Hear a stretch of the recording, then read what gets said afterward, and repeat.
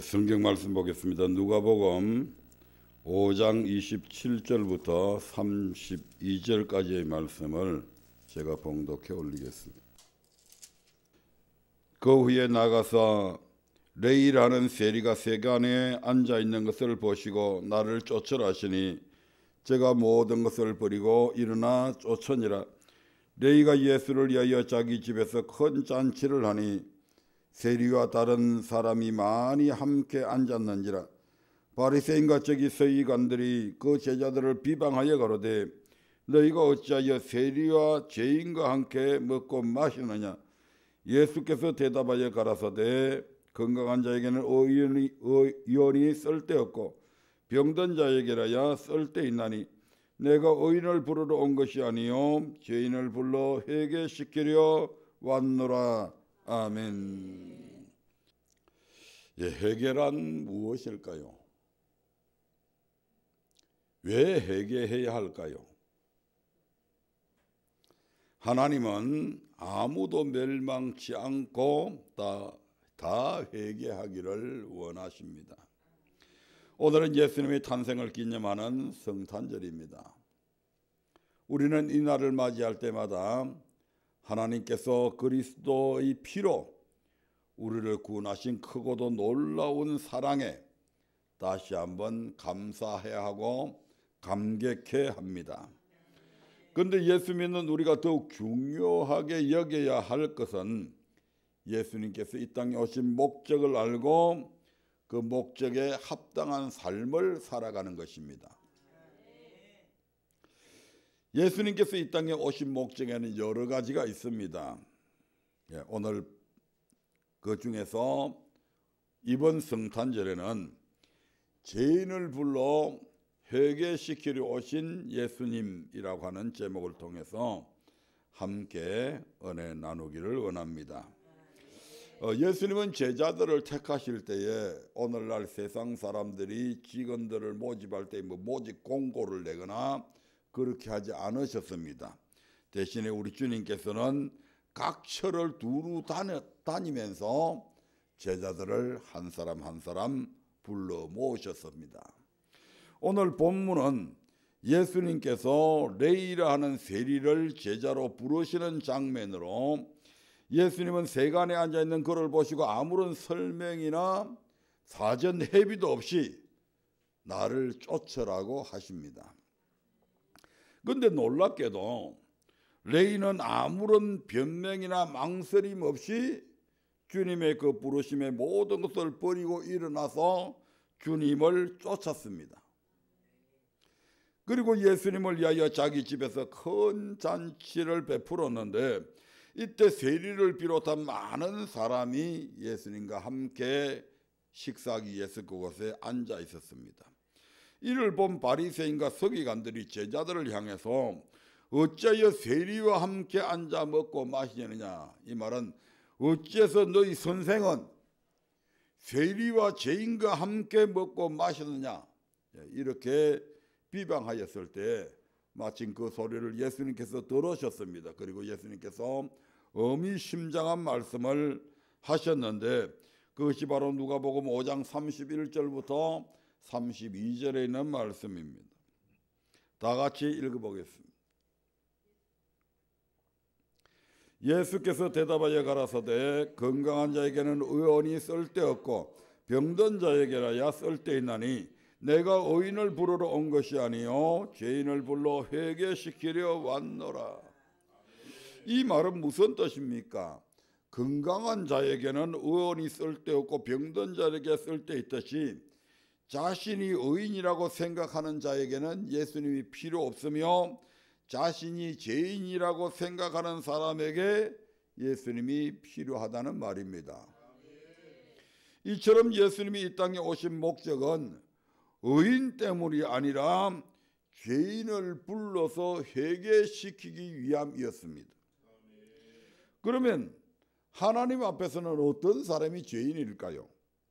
야고보서 5장 19절부터 20절의 말씀을 한번 보겠습니다. 내 형제들아 너희 중에 미혹하여 진리를 떠난 자를 누가 돌아서게 하면 너희가 알 것은 죄인을 미혹한 길에서 돌아서게 하는 자가 그 영혼을 사망에서 구원하며 허다한 죄를 덮을 것이니라. 너희 중에서 우리 가운데서 미혹되어서 진리를 떠난 자가 있을 때 그 죄인을 미혹한 것에서 돌아서게 하는 사람은 그 영혼을 사망에서 구원하며 허다한 죄를 덮어줄 것이라고 말씀하고 있습니다. 이 말씀에서 어떤 사람을 가리켜 죄인이라고 말하고 있습니까? 바로 미혹하여 진리에서 떠난 자, 미혹되어서 진리 곧 하나님의 말씀에서 떠나 있는 자를 가리켜서 죄인이라고 말씀합니다. 예수님은 이런 죄인을 불러 회개시키려 오셨다는 것입니다. 따라서 나는 의인을 부르러 온 것이 아니요 죄인을 불러 회개시키려 왔다는 말씀은 하나님의 백성 가운데 하나님의 말씀에서 떠난 자들을 불러서 회개시키기 위해서 예수님께서 이 땅에 오셨다는 뜻입니다. 그래서 우리가 성경에 보면 가나안 여자가 자기 딸이 흉악한 귀신에 들렸다며 예수님을 찾아서 도와달라고 했을 때 예수님께서 나는 이스라엘 집의 잃어버린 양 외에는 다른 데로 보내심을 받지 않았다. 어떻게 보면 참 쌀쌀하고 매몰찬 이런 말씀들을 우리 주님께서 하셨습니다. 마태복음 15장 24절의 말씀을 한번 보겠습니다.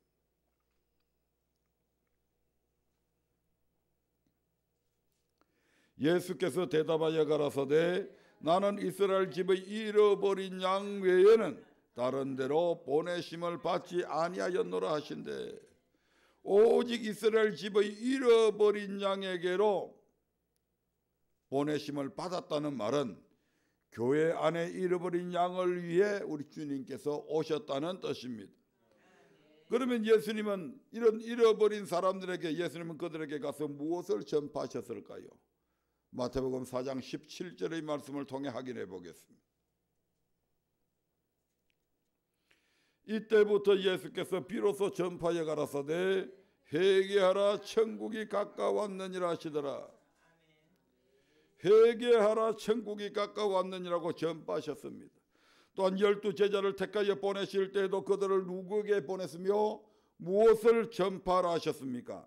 마태복음 10장 5절부터 7절의 말씀을 보겠습니다.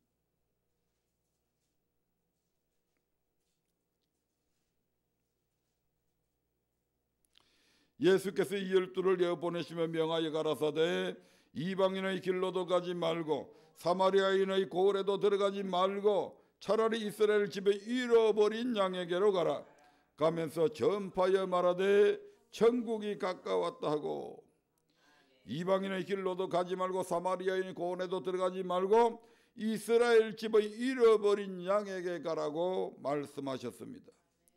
그리고 가서 천국이 가까웠다 그 전파하라고 하셨고, 제자들은 이 명령대로 나가서 회개하라고 전파하셨습니다. 마가복음 6장 12절의 말씀을 보겠습니다.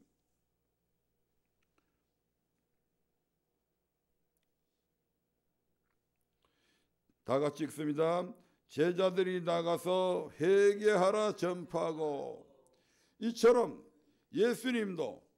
예수님께서 택하신 제자들도 믿지 않는 이방인들이 아닌 이스라엘 집의 잃어버린 양에게 가서, 즉 하나님의 백성 가운데 미혹되어서 진리에서 떠나 있는 자들에게 가서 회개하라고 전파하셨던 것입니다. 그러면 예수님께서 오직 이스라엘 집의 잃어버린 백성에게로 가서 회개를 촉구하셨던 이유는 무엇일까요? 예수님께서 사역하실 당시에는 바리새인과 서기관들이 모세의 자리에 앉아서 선지자 노릇하던 그런 시절입니다. 즉 하나님의 말씀을 전하는 자리에 이 바리새인과 서기관들이 앉아 있었다 이 말입니다. 오늘날로 보면 주의 종의 자리에서 성도들에게 하나님의 말씀을 전하고 있었던 것입니다. 그런데 그들은 어떤 말씀을 가르치고 있었습니까? 마태복음 15장 1절부터 3절의 말씀을 한번 보겠습니다. 그때에 바리새인과 서기관들이 예루살렘으로부터 예수께 나와 가로되 당신의 제자들이 어찌하여 장로들의 유전을 범하나이까? 떡 먹을 때에 손을 씻지 아니하나이다. 대답하여 가라사대 너희는 어찌하여 너희 유전으로 하나님의 계명을 범하느뇨?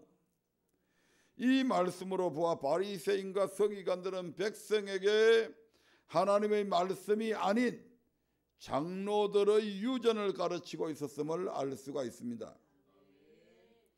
하나님께서 선지자를 세우신 목적은 하나님의 말씀을 백성에게 대신 전하기 위함이었습니다. 그러므로 선지자 즉 주의 종은 섞이지 아니한 하나님의 말씀만을 백성들에게 전해서 그들로 하나님을 바르게 섬기게 해야 합니다. 그럼에도 불구하고 바리새인과 서기관들은 오히려 사람의 계명과 장로들의 유전으로 하나님의 말씀을 도리어 폐하고 있었던 것입니다. 계속해서 7절부터 9절의 말씀을 보겠습니다. 외식하는 자들아 이사야가 너희에게 대하여 잘 예언하였도다 일렀으되 이 백성이 입술로는 나를 존경하되 마음은 내게서 멀도다. 사람의 계명으로 교훈을 삼아 가르치니 나를 헛되이 경배하는도다 하였느니라 하시고, 여기에서 외식하는 자들은 바리새인과 서기관들을 가리킵니다. 즉 바리새인과 서기관들이 선지자의 자리에 앉아서 하나님의 말씀을 바로 가르치지 아니하고 하나님의 말씀을 가르치지 아니하고 누구의 계명? 사람의 계명으로 교훈을 삼아서 백성들을 가르칩니다. 이로 인해서 백성들은 이 선지자들의 이 바리새인과 서기관들의 말을 듣고 하나님을 지금 경배하기는 하는데 예수님은 지금 뭐라고 경배합니까? 잘못 가르침을 받아가지고 헛되이 경배하고 있다 이 말입니다. 주일이 되면 오늘날 같이 성탄절이 되면 수많은 사람들이 교회로 나와서 하나님께 예배를 드리는데 하나님의 말씀이라고 하면서 사실은 하나님의 말씀이 아닌 사람의 계명과 장로들의 유전, 교단, 교리를 가르치게 되면 자기들 딴에는 하나님을 섬긴다고 백성들이 섬기는데 사실은 하나님께서는 그 예배 받는다 안 받는다? 안 받으신다 이 말입니다.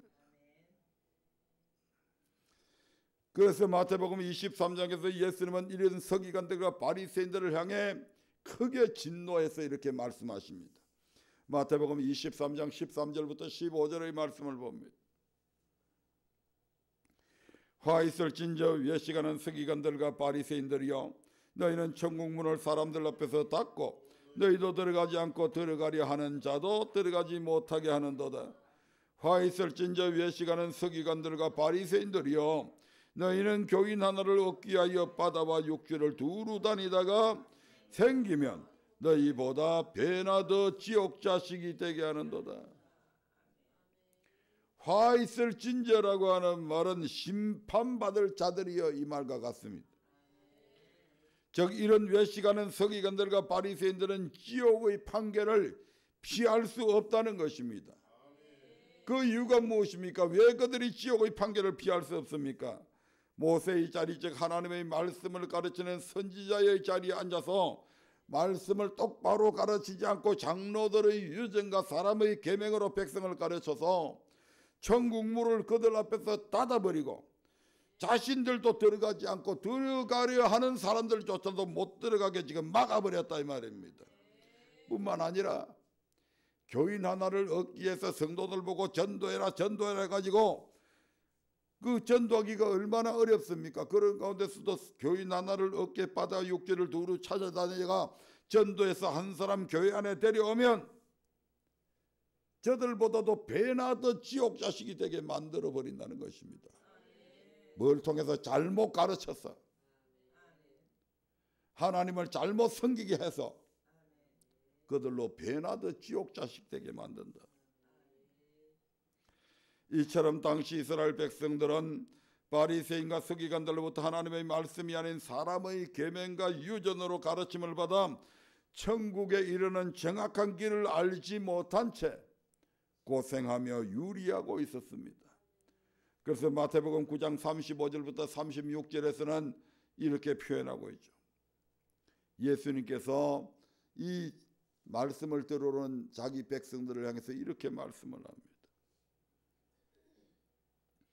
예수께서 모든 성과 촌에 두루 다니사 저희 회당에서 가르치시며 천국 복음을 전파하시며 모든 병과 모든 약한 것을 고치시니라. 무리를 보시고 민망히 여기시니 이는 저희가 목자 없는 양과 같이 고생하며 유리함이라. 하나님의 말씀대로 하나님을 섬기며 천국 가는 길로 가고 있어야 할 하나님의 백성 이스라엘이 하나님의 말씀을 알지 못해서 마치 목자 없는 양과 같이 고생하며 유리하고 있었다고 합니다. 그래서 하나님은 예수님을 어떤 이방인의 길로도 보내지 않으시고 오직 이스라엘 집의 잃어버린 양에게로 보내셔서 지금 회개하라 전파하고 계셨던 것입니다. 그럼에도 불구하고 정작 바리새인과 서기관들은 스스로가 죄인이라고 하는 사실을 깨닫지 못했습니다. 요한복음 9장 39절부터 41절에 보면 이 바리새인과 서기관들이 얼마나 멍청한가를 보여주고 있습니다. 예수께서 가라사대 내가 심판하러 이 세상에 왔으니 보지 못하는 자들은 보게 하고 보는 자들은 소경되게 하려 함이라 하시니 바리새인 중에 예수와 함께 있던 자들이 이 말씀을 듣고 가로되 우리도 소경인가. 예수께서 가라사대 너희가 소경되었다면 죄가 없으려니와 본다고 하니 너희 죄가 거저 있느니라. 예수님은 바리새인들을 향하여 너희가 소경되었다면 죄가 없으려니와 본다고 하니 너희 죄가 거저 있느니라 이렇게 지금 말씀하십니다. 즉 바리새인들은 심판에 관한 교훈을 듣고도 자신들이 죄인이라고 생각하지 않기 때문에 회개하려고 생각지도 않았고 회개하지 않았고 이로 인해 그들의 죄가 회개하지 않으니까 여전히 그대로 지금 있다는 것입니다. 이처럼 바리새인들은 자신들이 죄인이라고 생각하지 않았을 뿐만 아니라 스스로를 의인이라고 지금 착각을 하고 있는 겁니다. 그래서 오늘 본문에서처럼 예수님께서 세리와 죄인으로 더불어 먹고 마시는 것을 못마땅하게 여겼던 것입니다. 그러면 회개란 무엇일까요? 일반적으로 회개라고 하면 단순히 죄를 고백하고 울며 기도하는 것이라고 생각을 합니다. 그러나 울며 기도하는 것에 그치는 것은 진정한 회개가 아닙니다. 물론 울며 기도하는 그 속에는 회개하는 마음, 죄에 대한 애통하는 마음들이 포함되어 있습니다. 하지만 그것으로서 끝쳐버리면 안 된다 이 말입니다. 하나님은 세례 요한의 사역을 통해서 어떻게 하는 것이 진정한 회개인지 정확하게 말씀해 놓으셨습니다. 구약시대의 말라기 선지자를 끝으로 하나님은 약 400년 동안 어떤 선지자도 보내지 않으셨습니다. 그래서 그 시대를 가리켜서 암흑기 시대라고 그렇게 학자들이 말하고 있잖아요. 다시 말해 그 기간 동안에는 하나님의 말씀이 전혀 선포되지 않았다는 것입니다. 그러던 중에 주님의 길을 예비하고 그의 첩경을 평탄하게 하는 사명으로 보내심을 받은 이가 있었는데 그가 바로 세례 요한입니다. 마태복음 3장 1절부터 3절의 말씀을 한번 보겠습니다.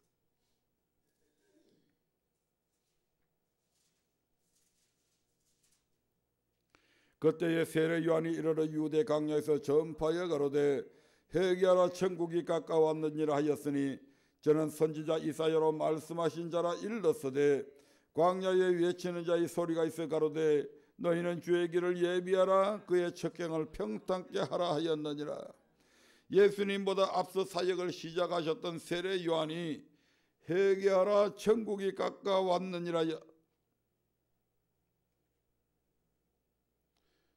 회개하라 천국이 가까웠느니라고 하면서 백성들에게 전파한 말씀이 무엇이었습니까? 마태복음 21장 32절의 말씀을 한번 보겠습니다. 세례 요한이 백성들에게 전파한 말씀 같이 읽습니다. 요한이 의의도로 너희에게 왔거늘 너희는 저를 믿지 아니하였으되 세리와 창기는 믿었으며 너희는 이것을 보고도 종시 뉘우쳐 믿지 아니하였도다.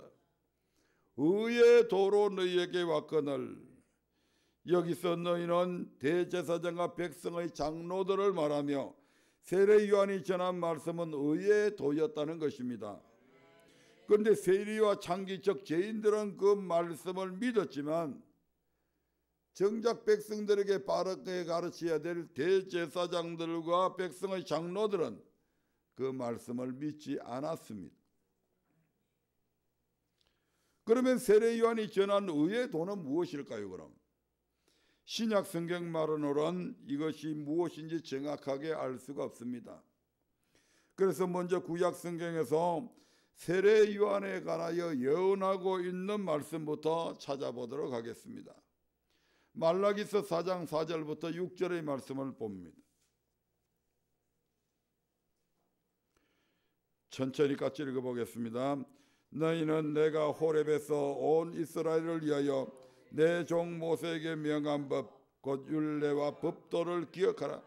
보라, 여호와의 크고 두려운 날이 이르기 전에 내가 선지 엘리야를 너희에게 보내리니 그가 아비의 마음을 자녀에게로 돌이키게 하고 자녀들의 마음을 그들의 아비에게로 돌이키게 하리라. 돌이키지 아니하면 두렵건대 내가 와서 저주로 그 땅을 칠까 하노라 하시니라.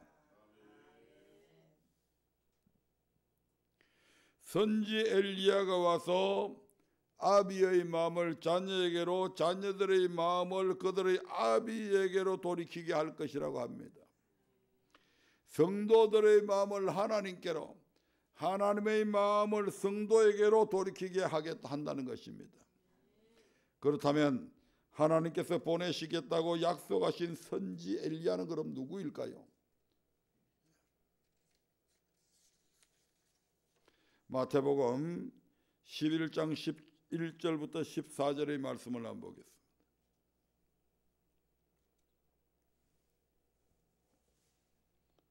선지 엘리야가 누구일까? 내가 진실로 너희에게 말하노니 여자가 낳은 자 중에 세례 요한보다 큰 이가 일어남이 없도다. 그러나 천국에서는 극히 작은 자라도 저보다 크니라.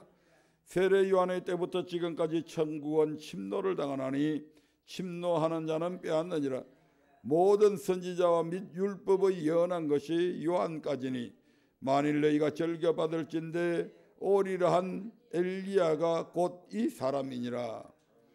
말라기 선지자가 예언한 선지 엘리야, 즉 하나님을 멀리 떠나 있는 백성에게 백성들의 마음을 하나님께로 다시 가까워지게 하고 하나님의 마음을 다시 그 백성에게로 돌아오게 할 선지 엘리야가 누구라고 합니까? 바로 세례 요한이라고 말씀하고 있습니다.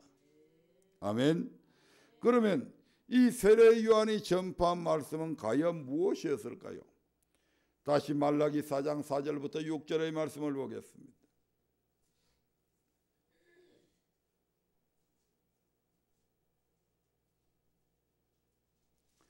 너희는 내가 호렙에서 온 이스라엘을 위하여 내 종 모세에게 명한 법 곧 율례와 법도를 기억하라.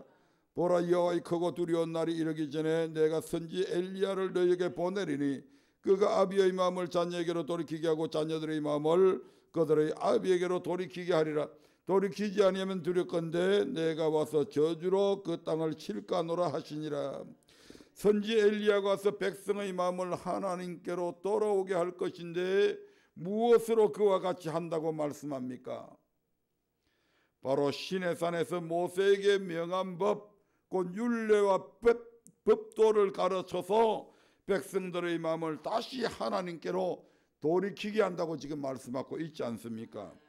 그러므로 마태복음 21장에서 말씀하고 있는 오리라는 선지자 엘리야 곧 세례 요한이 전파한 의의 도는 다름 아닌 하나님께서 시내산에서 모세에게 명하신 율례와 법도라는 것입니다. 그러면서 하나님께서 시내산에서 모세에게 명하신 율례와 법도는 그러면 무엇입니까? 신명기 4장 1절의 말씀을 한번 보겠습니다. 이스라엘아, 이제 내가 너희에게 가르치는 규례와 법도를 듣고 준행하라. 그리하면 너희가 살 것이요 너희의 열조의 하나님 여호와께서 너희에게 주시는 땅에 들어가서 그것을 얻으리라. 하나님은 모세를 통해 가르치는 규례와 법도를 듣고 준행하라고 말씀합니다. 또한 그리하면 살 것이요 여호와께서 주시는 땅에서 그것을 얻게 될 것이라고 말씀하고 있습니다. 8절 말씀 봅니다. 오늘 내가 너희에게 선포하는 이 율법과 같이 그 규례와 법도가 공의로운 큰 나라가 어디 있느냐. 여기서는 율법을 가르쳐서 규례와 법도라고 말씀합니다. 10절 봅니다. 내가 호렙산에서 내 하나님 여호와 앞에 섰던 날에 여호와께서 내게 이르시기를 나를 위하여 백성을 모으라. 내가 그들에게 내 말을 들려서 그들로 세상에 사는 날 동안 나 경외함을 배우게 하며 그 자녀에게 가르치게 하려 하노라 하시매. 내 말 곧 모세에게 명한 법, 규례와 법도, 율법은 하나님을 경외하는 법이라는 말씀입니다. 이 하나님을 경외하는 말씀을, 법을 13절에서는 언약, 곧 십계명이라고 말씀합니다. 13절 말씀 봅니다.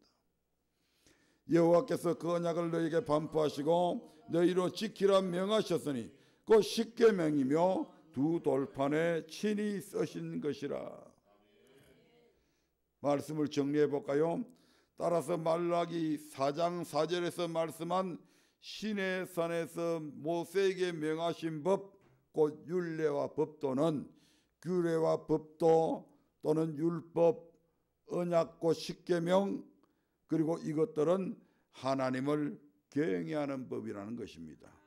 그리고 이것이 바로 세례 요한이 전한 뭐다? 의의 도라는 것입니다. 이스라엘 백성은 하나님을 섬기기 위해, 즉 하나님을 경외하기 위해 애굽에서 구원받았습니다.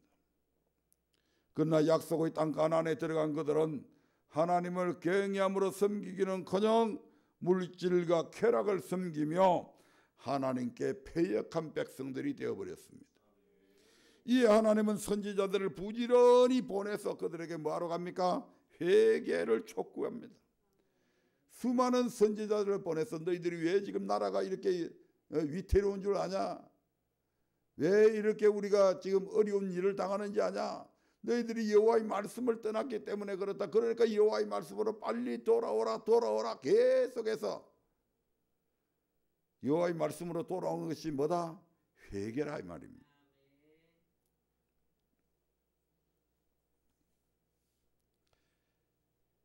그렇게 촉구했지만 그들은 끝내 돌이키지 않았고, 이 하나님은 말라기 선지자를 마지막으로 400년 동안 어떤 선지자도 아예 보내버리지 않습니다. 하도 안 들으니까. 그러다가 400년이 지난 후에 모태에서부터 성령의 충만함을 입고 세상과 철저하게 구별된 삶을 살던 한 사람, 세례 요한을 세워서 모세의 율법, 즉 의의 도를 다시 전파하게 하심으로 그 말씀을 받은 백성들이 회개하여 하나님께로 다시 돌아오고 하나님도 그들에게로 돌이키게 하는 이 일을 세례 요한이 감당했다 이 말입니다. 그러므로 진정한 회개는 죄를 자복하고 눈물로 기도하는 것에서 그치는 것이 아니라 진리, 곧 하나님의 말씀을 떠나 있는 삶에서 돌이켜 하나님의 말씀으로 돌아오는 것, 다른 말로 경외하지 않는 삶에서 돌이켜서 하나님을 경외하는 삶을 살아가는 것을 의미한다 이 말입니다. 원어에서도 그대로 얘기합니다. 회개 메타노니아. 메타노이아는 잘못된 길에서 돌이키는 것을 의미합니다. 아멘. 죄가 하말티아잖아요. 화살이 관역에서 빗나갔다. 요쪽 방향으로 가는데 지금 저쪽 방향으로 날아가 버렸다. 이게 뭐다? 죄다. 그런데 이걸 다시 원 관역을 향해서 날아가게 하는 것이 뭐다? 회개다. 아멘. 그러면 왜 회개해야 할까요? 하나님은 세례 요한의 설교를 통하여 우리가 왜 회개해야 하는지 분명한 답을 가르쳐 주셨습니다. 마태복음 3장 7절부터 10절의 말씀을 봅니다.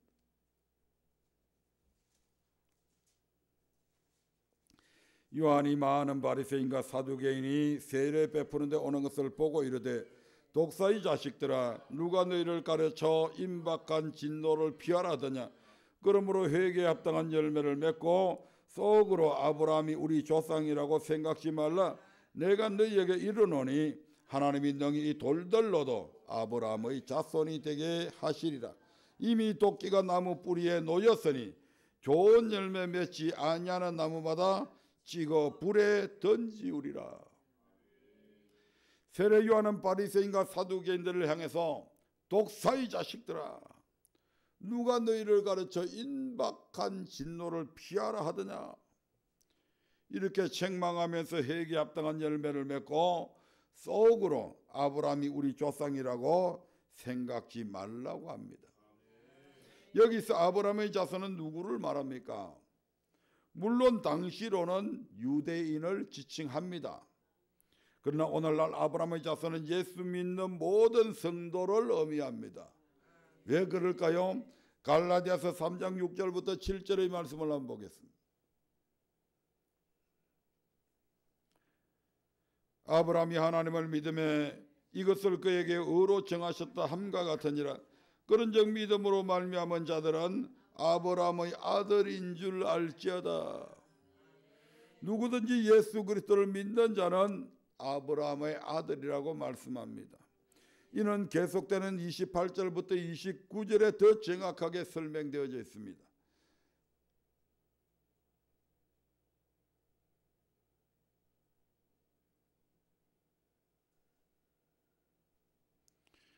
너희는 유대인이나 헬라인이나 종이나 자유자나 남자나 여자 없이 다 그리스도 예수 안에서 하나이니라. 너희가 그리스도께 속한 자면 곧 아브라함의 자손이요 약속대로 유업을 이을 자니라. 유대인들은 혈통적으로 아브라함의 자손이지만 저와 여러분은 혈통하고는 상관이 없습니다. 우리는 무엇으로? 믿음으로 아브라함의 자손이다 이 말입니다. 혈통이나 신분이나 성별에 관계없이 누구나 그리스도 예수 안에서는 하나이며 그리스도께 속한 자면 누구든지 곧 아브라함의 자손이요 약속대로 유업을 이을 자라고 합니다. 그러면 속으로 아브라함이 우리 조상이라고 생각지 말라라고 하는 말은 무슨 뜻일까요? 마태복음 3장 9절부터 10절의 말씀을 다시 봅니다. 속으로 아브라함이 우리 조상이라고 생각지 말라. 내가 너희에게 이르노니 하나님이 능히 이 돌들로도 아브라함의 자손이 되게 하시리라. 이미 도끼가 나무 뿌리에 놓였으니 좋은 열매 맺지 아니하는 나무마다 찍어 불에 던지우리라. 아브라함의 자손이라도 아무리 아브라함의 혈통을 이어받은 아브라함의 자손이라도 좋은 열매 즉 회개에 합당한 열매를 맺지 아니하면 찍어 불에 던지겠다고 말씀하고 있습니다. 바리새인과 서기관들 사두개인들 너희들이 아무리 정통적인 우리가 아브라함의 자손이라 할지라도 너희들도 회개에 합당한 열매 맺지 아니하면 지옥불에 던져진다 이 말입니다. 그러니까 속으로 나는 아브라함의 자손이기 때문에 절대 멸망 안 받아 그따위 생각하지 말라 이 말이죠. 한 번 구원은 영원한 구원이라고 그러더라. 나는 고백함으로 아브라함의 자손 즉 믿음으로 구원받았기 때문에 이제 어떤 짓을 해도 지옥 안 간다. 천만의 말씀 만만의 콩떡 같은 소리다 이 말입니다. 아멘. 너희가 아무리 예수 그리스도의 피로 너희를 구속했다 할지라도 너희가 회개에 합당한 열매 맺지 아니하면 안 된다고 그러잖아요. 지금.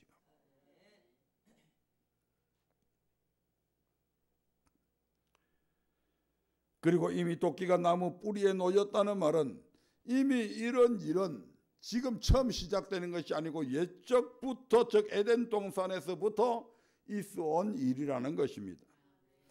그러므로 속으로 아브라함이 우리 조상이라고 생각지 말라는 말은 아브라함의 자손이라도 좋은 열매, 즉 회개에 합당한 열매 맺지 아니하면 찍혀 불에 던져지므로 반드시 회개에 합당한 열매를 맺으라는 것입니다. 하나님은 아무도 멸망치 않고 다 회개하기를 원하십니다. 하나님의 뜻은 예수 믿는 사람이 단 한 사람도 멸망치 않는 것입니다. 베드로후서 3장 8절부터 10절의 말씀은 이러한 하나님의 마음을 잘 표현해 주고 있습니다. 베드로후서 3장 8절부터 10절의 말씀을 봅니다. 사랑하는 자들아, 죽게는 하루가 천년 같고 천년이 하루 같은 이 한 가지를 잊지 말라. 주의 약속은 어떤 이에 더디다고 생각하는 것 같이 더딘 것이 아니라 오직 너희를 대하여 오래 참으사 아무도 멸망치 않고 다 회개하기에 이르기를 원하시느니라. 그러나 주의 날이 도적같이 오리니 그날에는 하늘이 큰 소리로 떠나가고 체질이 뜨거운 불에 풀어지고 땅과 그 중에 있는 모든 일이 드러나리로다. 죽게는 하루가 천년 같고 천년이 하루 같은 이 한 가지를 잊지 말라고 합니다. 그 한 가지가 무엇입니까? 9절에서 오직 너희를 대하여 오래 참으사 아무도 멸망치 않고 다 회개하기를 원하신다는 말씀에 나타나 있듯이 이는 하나님의 백성이 아무도 멸망하지 않기를 원하시는 하나님의 마음을 지금 표현하고 있는 겁니다. 바로 그것을 잊지 말라는 것입니다. 그러나 하나님은 한없이 기다려 주시지는 않습니다. 10절에 보면 그러나 주의 날이 도적같이 오리니라고 말씀하고 있는데 이는 모든 사람이 회개하는 것이 아니다 이 말입니다. 예수님은 이것을 마태복음 24장 37절부터 39절의 말씀을 통해서 한없이 기다려 주시지는 않는다는 것을 우리에게 보여주고 있습니다. 마태복음 24장 37절 39절 있습니다. 노아의 때와 같이 인자 이맘도 그리하리라. 홍수전에 노아가 방주에 들어가던 날까지 사람들이 먹고 마시고 장가들고 시집가고 있으면서 홍수가 나서 저희를 다 멸하기까지 깨달지 못하였으니 인자의 임함도 이와 같으리라. 예수님은 노아의 때와 같이 인자의 임함도 그러할 것이라고 하셨습니다. 노아의 때에 하나님은 홍수로 세상을 심판하셨답니다. 이때 사람들은 노아가 방주에 들어가던 날까지 먹고 마시고 장가들고 시집가고 있으면서 홍수가 나서 저희를 다 멸하기까지 깨달지 못하였다고 합니다. 여기에서 노아가 방주에 들어가던 날까지란 말은 하나님께서 그때까지 오래 참고 기다리셨음을 의미합니다. 내가 홍수로 멸하겠다 해서 하나님이 당장에 멸하신 게 아니다 이 말입니다. 그들이 돌이킬 수 있는 충분한 기회를 저들에게 주셨습니다.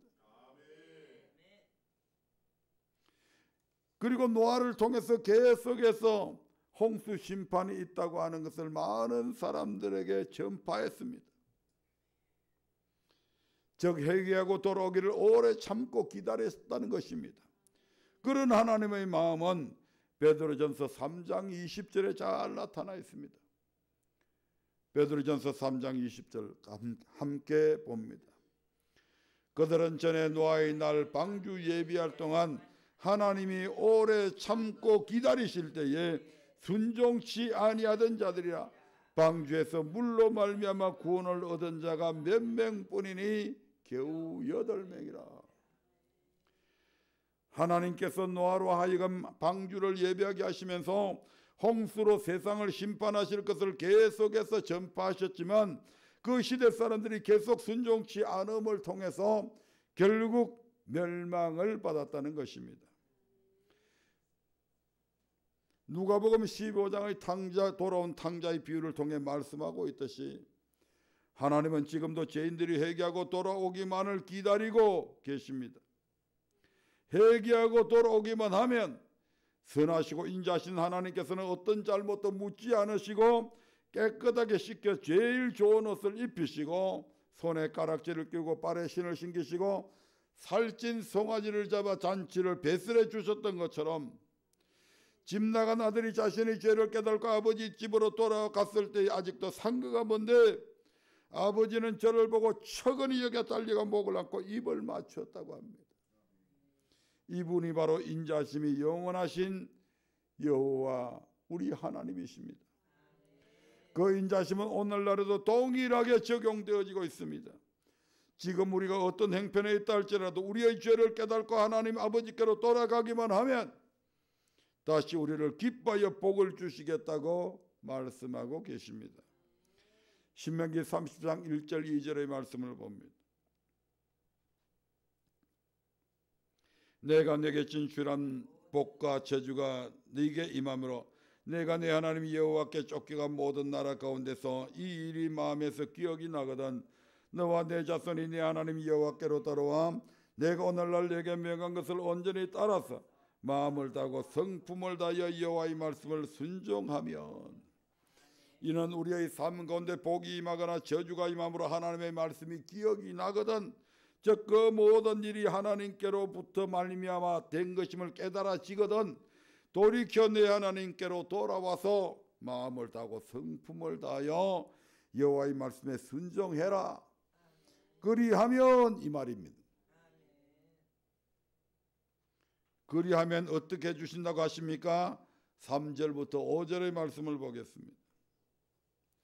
내 하나님 여호와께서 마음을 돌이키시고 너를 긍휼히 여기사 내 포로를 돌리시되 내 하나님 여호와께서 너를 흩으신 그 모든 백성 중에서 너를 모으시리니 너의 쫓겨간 자들이 하늘가에 있을지라도 내 하나님 여호와께서 거기서 너를 모으실 것이며 거기서부터 너를 이끄실 것이라.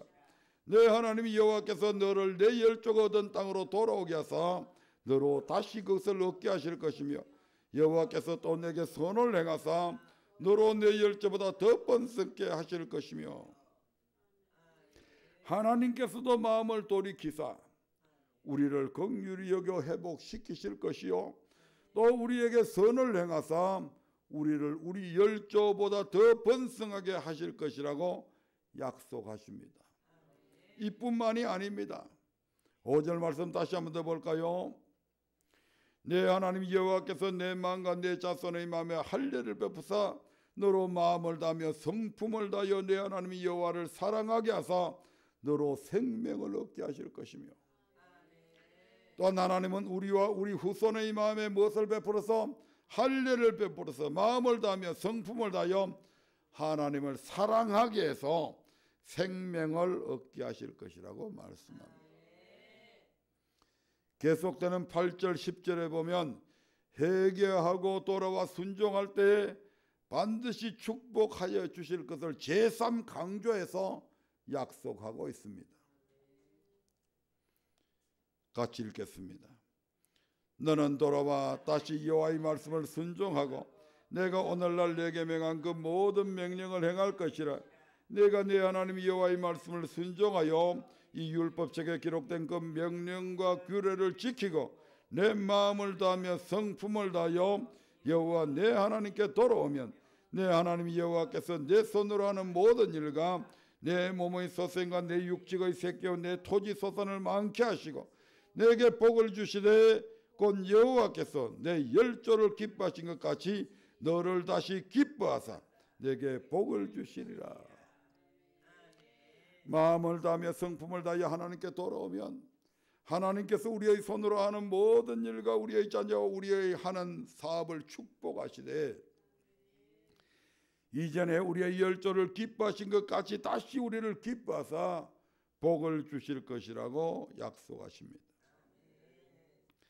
천년이 하루 같고 하루가 천년 같은 그 한 가지 일, 그 한 가지 일은 바로 무엇이라고 합니까? 아무도 멸망치 않고 다 회개하기에 이르시기를 원하시는 하나님의 사랑을 기억해라 이 말이에요. 우리가 회개하여 돌아오기만을 오래 참고 기다리시는 하나님께서 회개하고 돌아올 때에 회복시켜 주시고 축복하여 주신다는 사실을 잊지 마시고 하나님의 길이 참으시는 풍성함을 멸시하지 마시기를 주님의 이름으로 부탁드립니다. 말씀을 맺어야 합니다. 오늘 저와 여러분의 성탄절을 맞이해서 예수님께서 이 땅에 오신 목적 가운데 한 가지를 알아보았습니다. 예수님께서 이 땅에 오신 목적은 죄인을 불러 회개시키기 위함이었습니다. 그 죄인이 누구라고 했습니까? 교회 안에서 진리를 떠난 자, 즉 하나님의 말씀을 버리고 자기 생각과 사상대로 신앙생활을 하는 자들을 가리켜서 죄인이라고 말합니다. 오늘 하나님께서 이 말씀을 주시는 것은 우리에게 다시 한번 회개할 수 있는 기회를 주시는 것입니다. 하지만 끝내 회개에 합당한 열매를 맺지 않는 자는 지켜 불에 던져지게 된다고 말씀합니다. 그러므로 오늘 이 시간 여러분 자신의 믿음을 한번 점검해 보시기를 바랍니다.